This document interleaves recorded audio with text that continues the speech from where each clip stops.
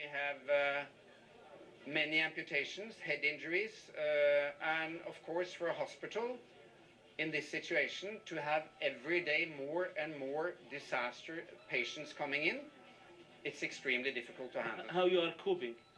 I'm not coping, the Palestinians are coping. And the Palestinians do all they can. The patients have to wait a long time for surgery, and they are dying waiting for surgery. So this is a complete disaster. We have provided the GPS coordinates of every single one of our locations. They are clearly marked with UN insignia, flags flying, lights shining on the flags at night, and so on. It's very clear that these are United Nations installations. The Israeli army, in private briefings with diplomats, is admitting that the firing that came out of Jabalia yesterday, the militant fire, was not from within the UNRWA school compound. It was from outside the UNRWA school. Queen Rania. This is the message I am sending world leaders. Our humanity is incomplete when children, irrespective of their nationality, are victims of military operations. The Norwegian aid community. Today they both returned to Egypt from Gaza. We're here in the rather surreal surroundings of the nearby town of El Arish, and I'm glad to say that Dr. Mads Gilbert can join us. You look exhausted. Tell us what it's been like.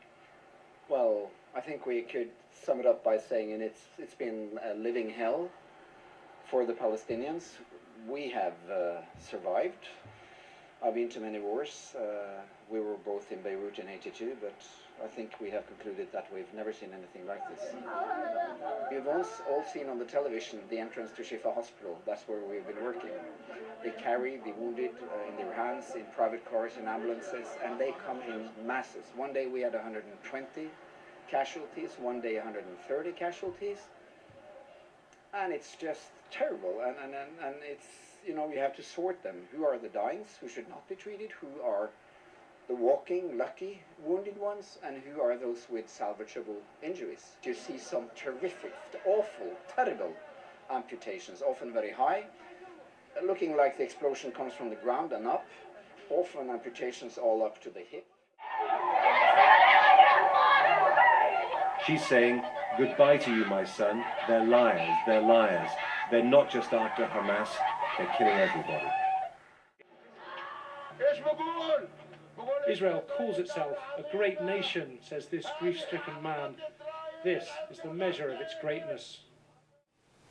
Is it not an incontrovertible fact that Olmert, Livni and Barak are mass murderers and war criminals? Yes, and they bring shame on the Jewish people. So many tens of thousands of people have no homes, nowhere to go, and have nothing.